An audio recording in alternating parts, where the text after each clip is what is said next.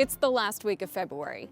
Typically, this is when the ice cover on Lake Erie would be at its peak, but this year, there's almost none. I'll show you how unusual that is and what that could mean for spring in this week's Heather's Weather Wise.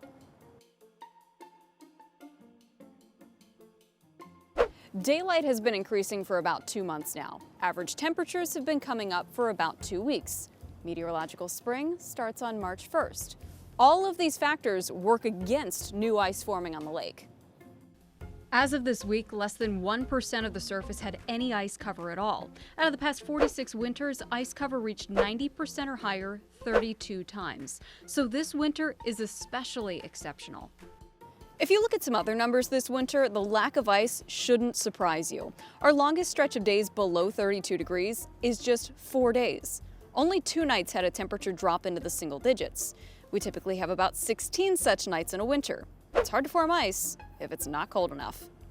So with spring right around the corner, what could a lack of ice on Lake Erie mean for us? Well, for starters, here's a look at the 5 lowest season ice coverage years for Lake Erie, and here's what resulted in the following March and April. Not a single one of those months ended up below normal, and actually a couple of Marches were quite a bit warmer than normal. The trade-off to the mild weather, though, is that it tends to be a little bit wetter than normal. 1998 and 2002 had a little bit more snow than average in March and in April, but overall wasn't anything too bad.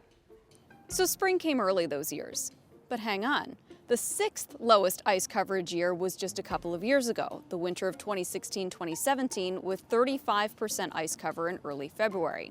That March was one of the snowiest on record, but March wasn't that cold and the snow melted pretty fast. And April of that year was one of our warmest. And those mild springs aren't just a coincidence either. There's actually some science to back it up. See, when Lake Erie is fully ice covered, a lot of the energy from the sun in early spring has to go into melting the ice rather than just warming up the air temperature. So with less ice, more energy can go into raising the air temperature a little bit faster, and we warm up sooner. That's it for this week's Heather's Weather Wise. I'll see you next week with a new topic, but until then, remember, it's good to be a geek.